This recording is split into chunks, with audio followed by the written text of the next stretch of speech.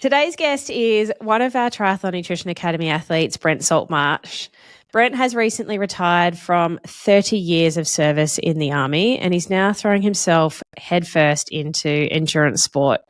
His 2025 race calendar is heavily stacked, from half marathons and trail runs to Sunny Coast 70.3, whoop, whoop, whoop, Noosa Olympic distance, and he's going to cap it all off with his A race in Busselton Iron.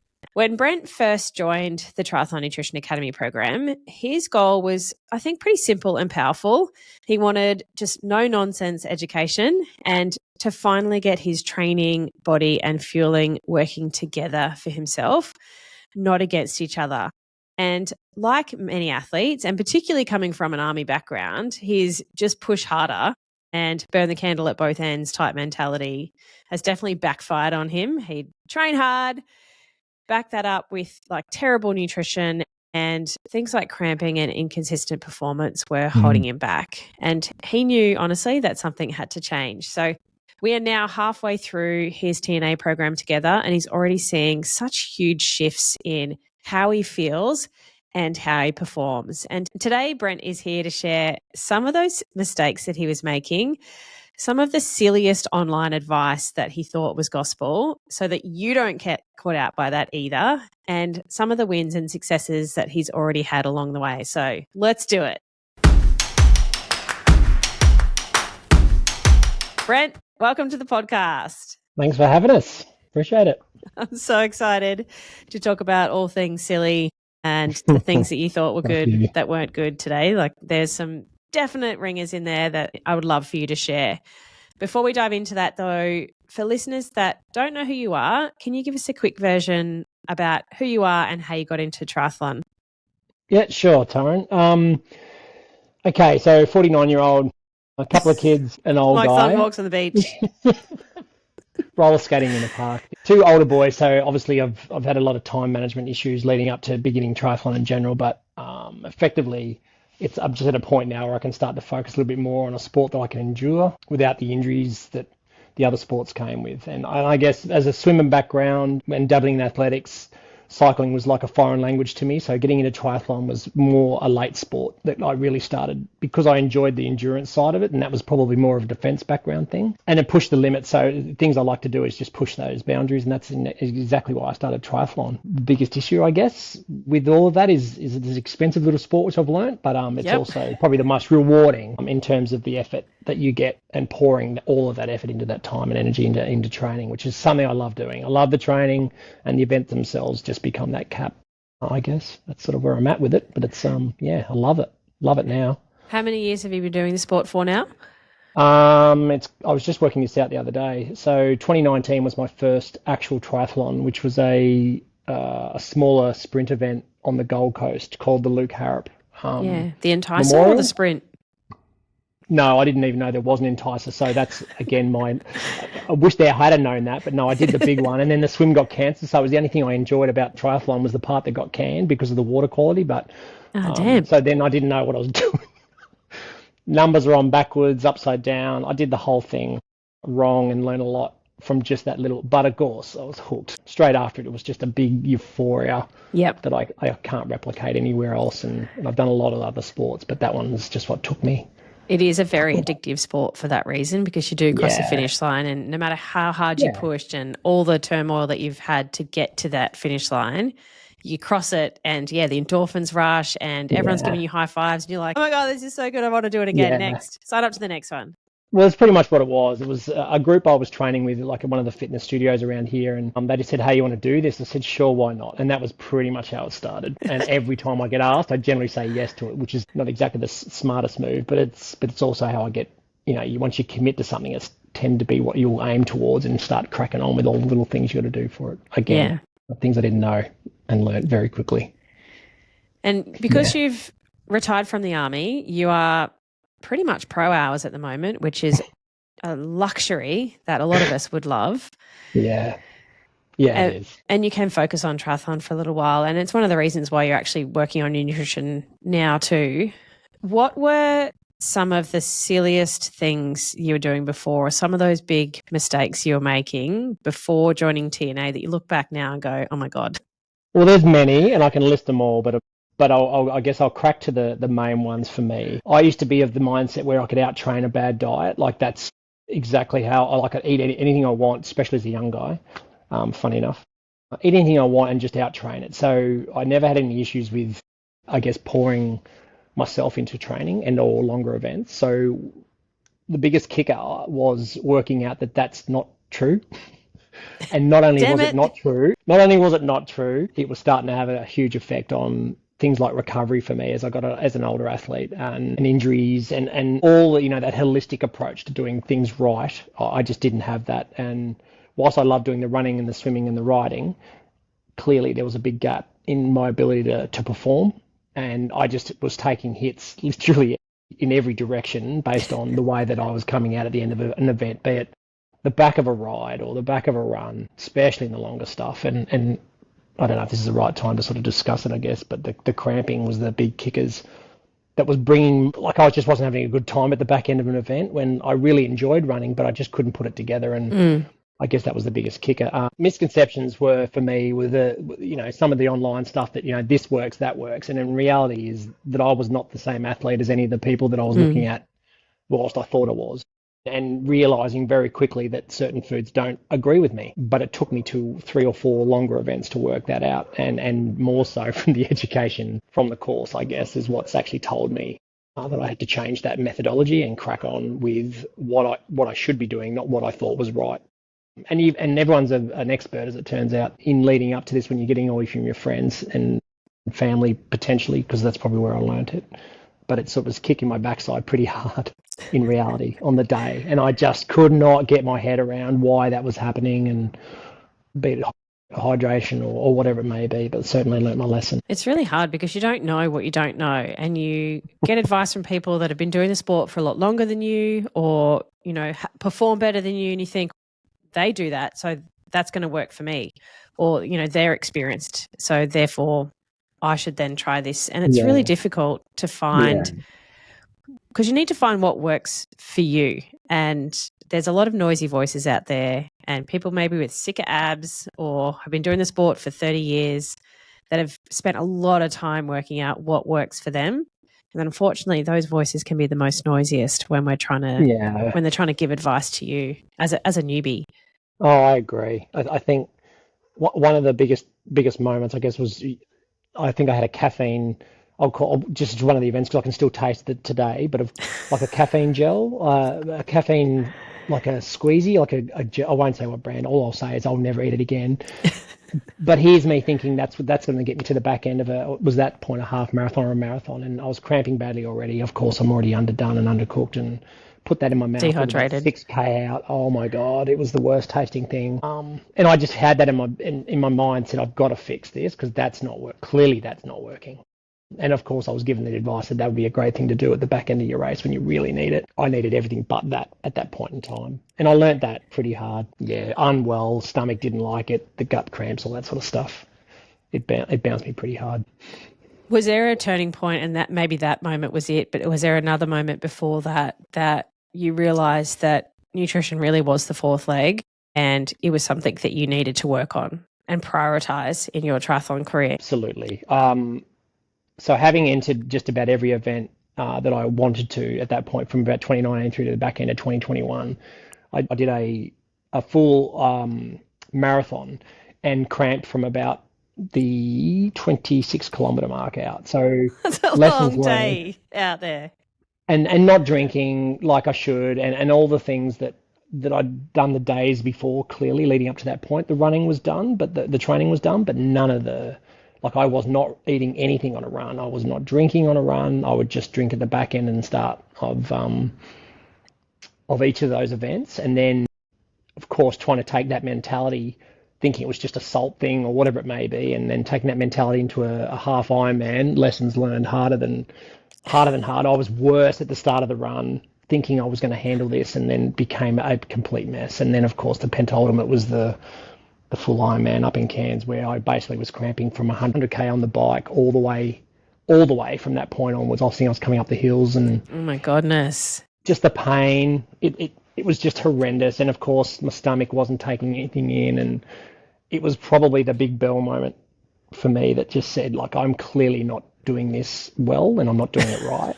And I've taken all the advice and none of it's working. It's not my style, and I've tried everything. And I say try and mistake everything, but it is what it is. That's how you learn the hard way. Certainly expensive way to learn, but it's how I learn.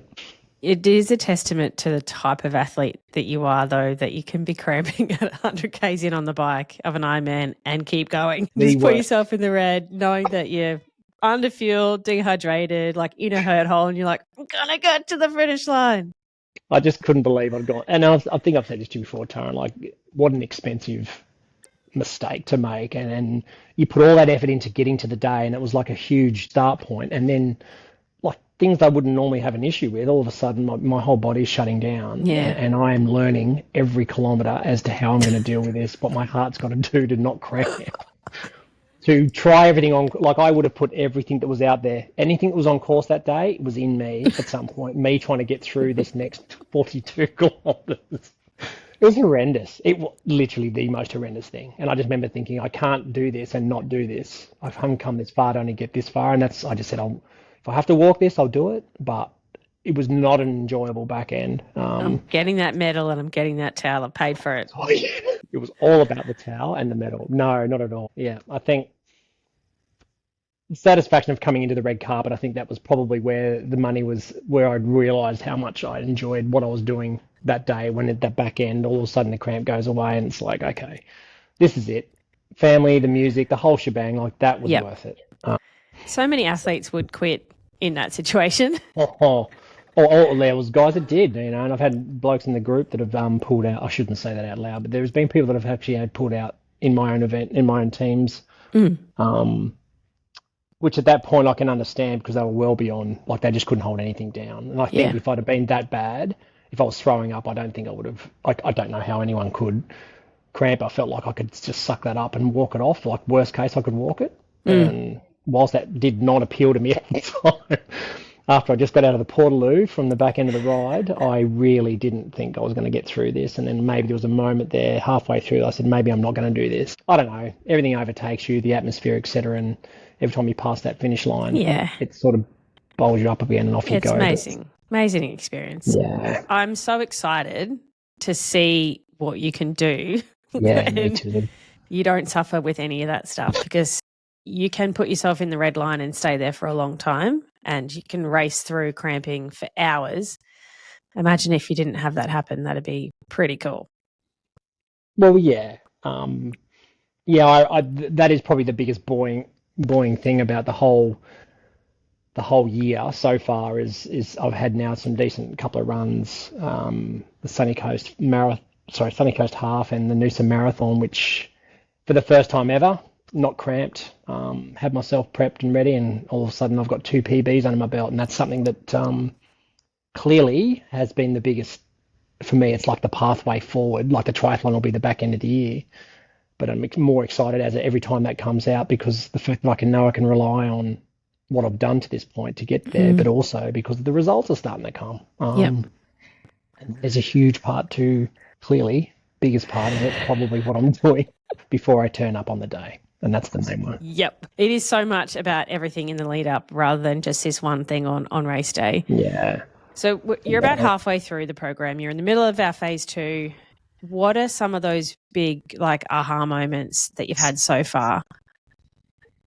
Okay. So for me personally, clearly working on the I can eat anything I want leading up to an event fallacy, I was putting whatever I want into my head, and then what I've worked out is my stomach issues have been as a result of that. I always get stomach complaints midway through a run, particularly in the longer runs, and like we get taught here, I was always planning my routes around toilet stops.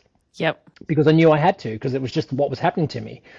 And then I realised quickly, very early on, that it was probably the fibre that was taking me apart, funny enough, like most people, and pun intended, and how much I was using, and the distress that would give me midway through a race, particularly in a triathlon where you just don't want to have to stop for anything, let alone a toilet break. And I guess that was the big thing that for me is what will be the true test. And I think so far, so good. But if that is what changes my enjoyment out there on the day, because I don't have to worry about that as much, I'm looking forward to just doing an event where I'm not uncomfortable because I'm, either A, need to go to the toilet because my stomach's all turned up and churned up. I couldn't even sit on the drops because of how bad it would get Yeah. sometimes. And that's just the ride, alone before you get into the run. Yeah. I'm Horrible. really looking forward to just breaking that cycle and being free of that and not feeling bloated and not feeling ordinary at the back end when I really need to be just energized and enjoying the event more, which is what I'm sort of gaining for, that's the enjoyment part. Where did that Yeah. come from? Like, where did your pre-race lead-in advice come from for it to be so off kilter? Or are you just making this up as you go along? There'd be a bit of that. There'd be a bit of making it up and what's worked in other things, I think. Like I was always a cereal guy or a toast guy.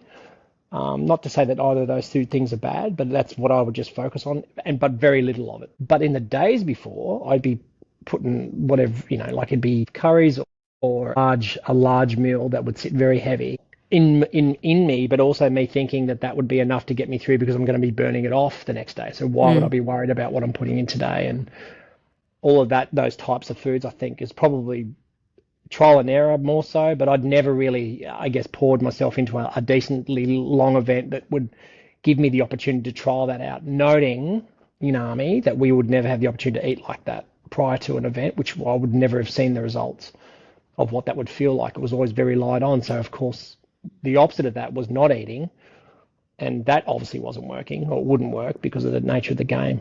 Yeah. Trying to be so smart about it wasn't working either. So Damn there's it. no method to it. It's embarrassing when I think about it. It's okay. You don't know what you don't know. Like That's an you're trying expensive to do your best, and that's all that you can hope for. But Yeah. without that education and backing behind you, then you really just kind of throwing spaghetti at the wall and hoping Pretty something much. sticks, and not really having any idea what to do to fix it. No, not at all. And I think that was the lessons that I've clearly picked up. In fact, have embedded in as a result of the education so far. But yeah, they're the biggest hitters. The biggest hitters was the fiber intake. That's clearly not working for me. And I don't know who it does work for. That's the other thing. Maybe I never thought that through, that was the reason that it would run through me literally, which is, and it is what it is. You learn those things on the hard way. And I guess that's the big turning point for me. We can do it easier and faster, though. You just have to actually get some help. Yeah. And I've thoroughly enjoyed that help, without a doubt. And how are you going with your cramping? Like, that is one of your biggest issues. Have you noticed a change in that since shifting your approach to nutrition? Yeah, absolutely. I don't know, there's two things to this. Obviously, there's weight loss coming through, so all those things that have happened just from the training perspective. But the biggest kicker has been that I'm not hitting that peak or hitting that problem area as early, I guess, into an event to a point where I didn't cramp at all for either the marathon or the half, or in fact the two halves I've run this year and the marathon. Yeah, amazing. Zero cramping whatsoever.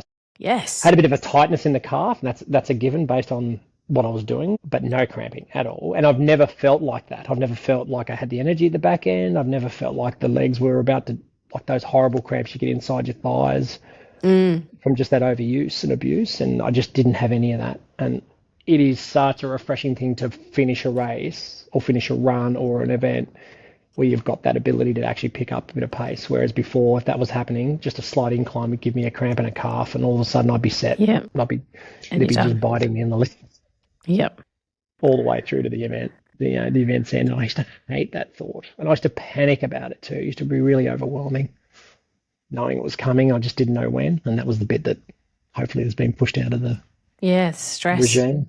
And also not pushing yourself more because you know that it's coming too. So now that you're getting your fueling sorted and your hydration and all the things, like, how has your confidence changed to be able to actually push yourself in training, push yourself a little bit more in events as you head towards Sunny Coast 70.3 and Basso Ironman later this year? It's through the roof. I guess I've never really been able to race an event. It's been just hang on. I guess that's the easiest way to describe what I've been doing for so long. And I say so long, 6 years. The ability to get out and have an event and know and be confident that it's not coming, that crash is not coming. It's now just down to my fitness level and my nutrition build, as opposed to just fitness, which is what I used to rely on, like to muscle it out in essence. That's clearly not worked for me. And now that I've got this I guess, this knowledge and confidence in what I've done to this point, and it's working, I now can race an event where I can pour the effort into the bike because I know I can do that without blowing up.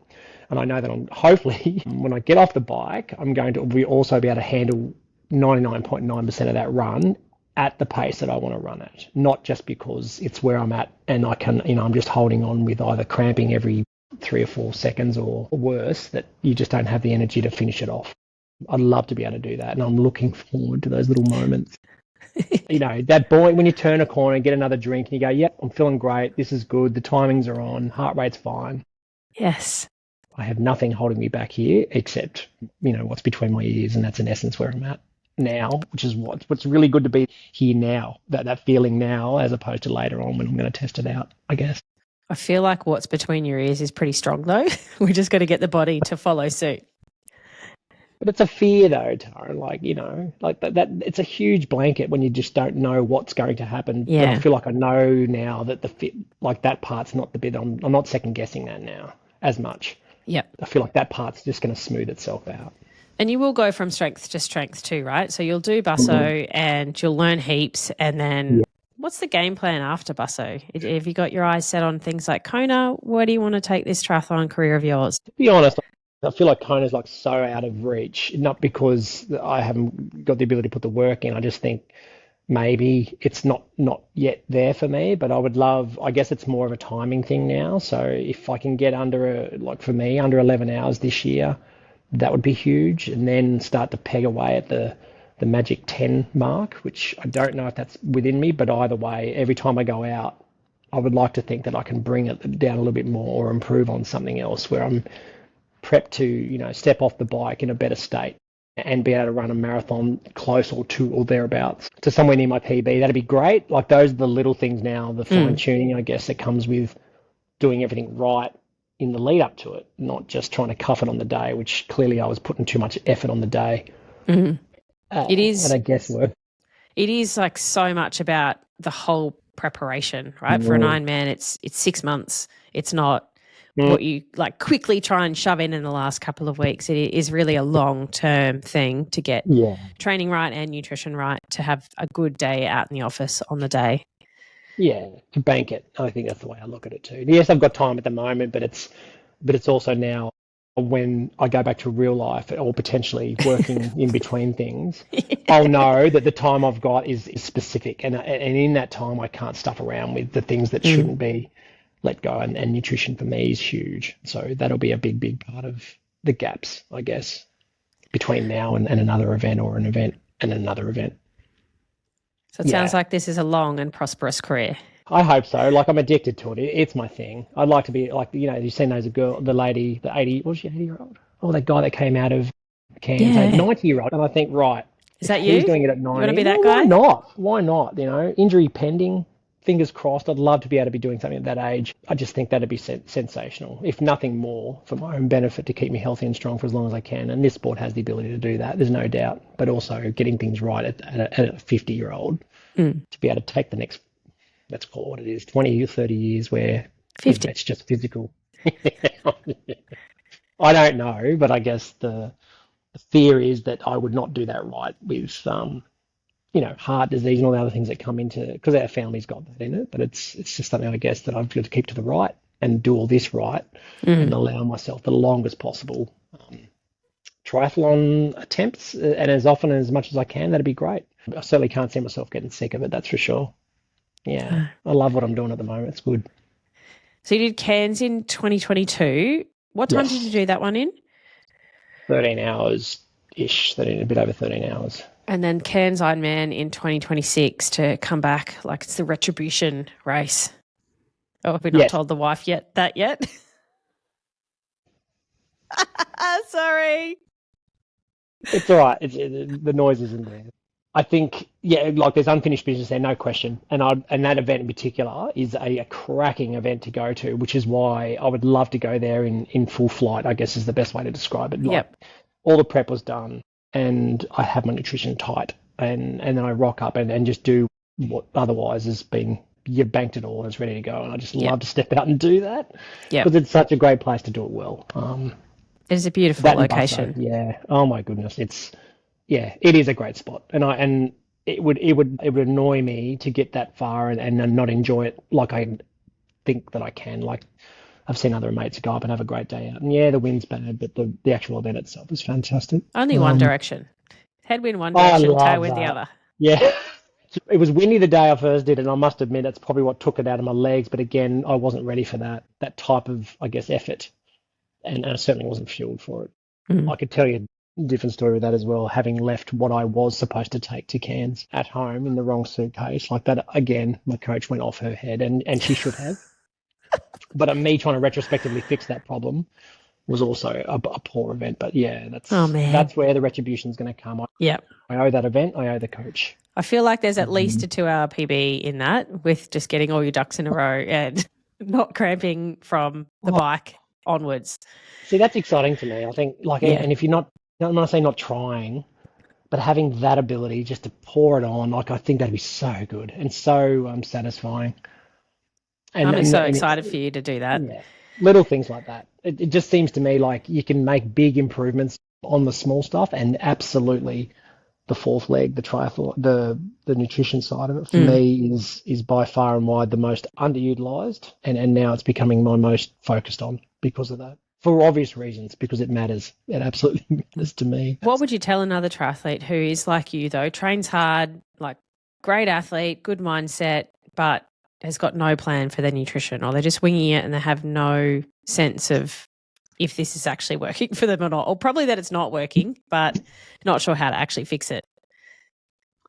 I think the biggest one is, from my experience to this point, clearly you've done things that have got you so far, and that's great, and it is what it is. It'll take you right up to a point. But if you are starting to commit more to focusing on how you want to perform, not just turning up and going through the motions, which in itself is fine, of course, you can only go so far with that. But now that I've seen the results of the little things that matter, and if I've got everything else semi-right, then what's holding me back from getting better and better? Well, for me, nutrition has been it, like without a doubt. The changes in my mentality towards it, the changes in how I look at things daily, how I listen to information that's coming through, like that is all change for me. And it's an education process, and it's becoming more and more of I guess, a default setting for me. And that has become a healthy change in lifestyle, not just about the sport, but it's turned my sport around without a doubt. And the little things matter now.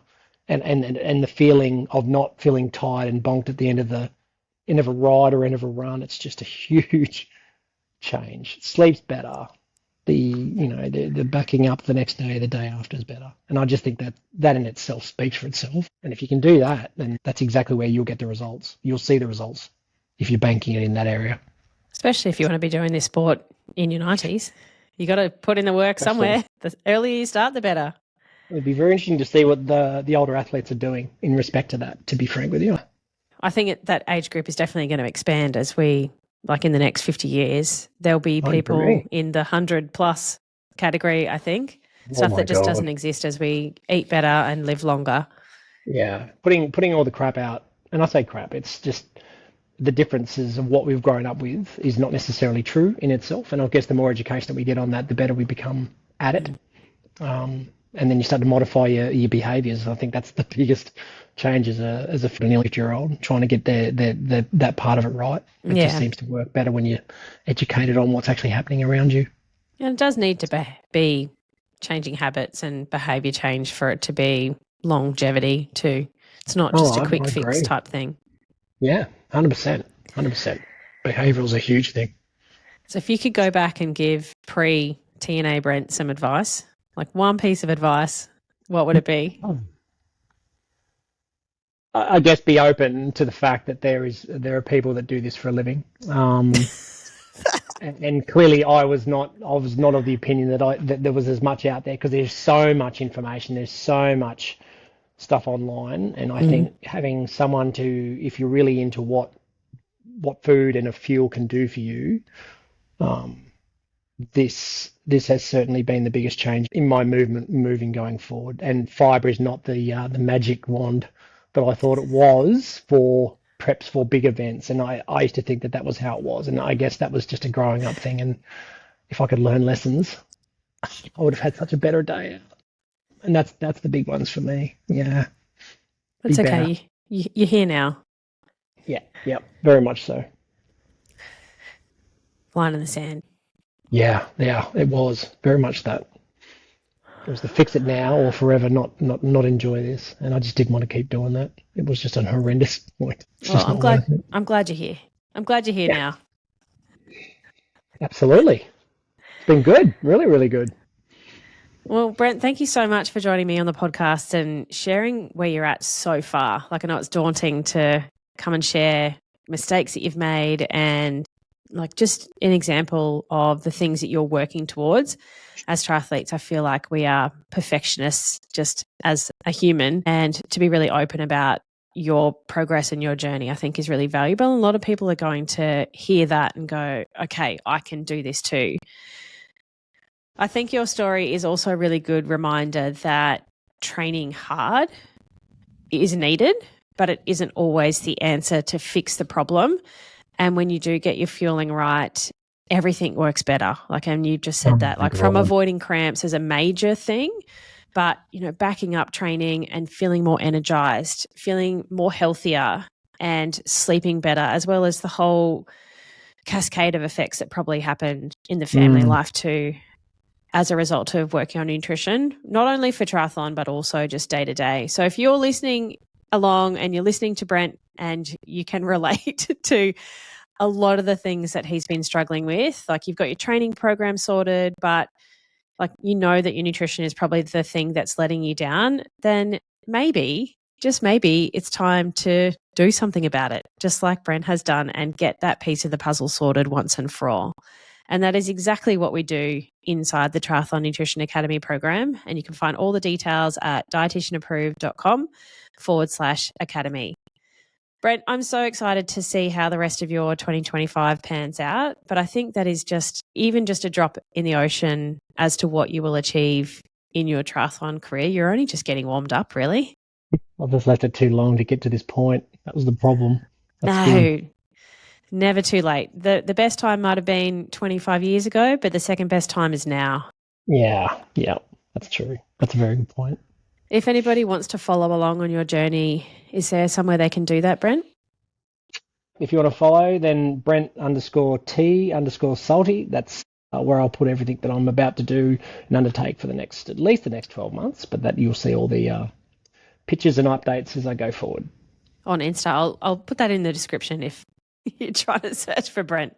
Insta. Give him a follow. He's a legend. All right. Thank you so much, Brent. I will look forward to seeing the tracker and yelling at the tracker at Busso Ironman later this year. And thank you for tuning in. I'll catch you next week. Bye.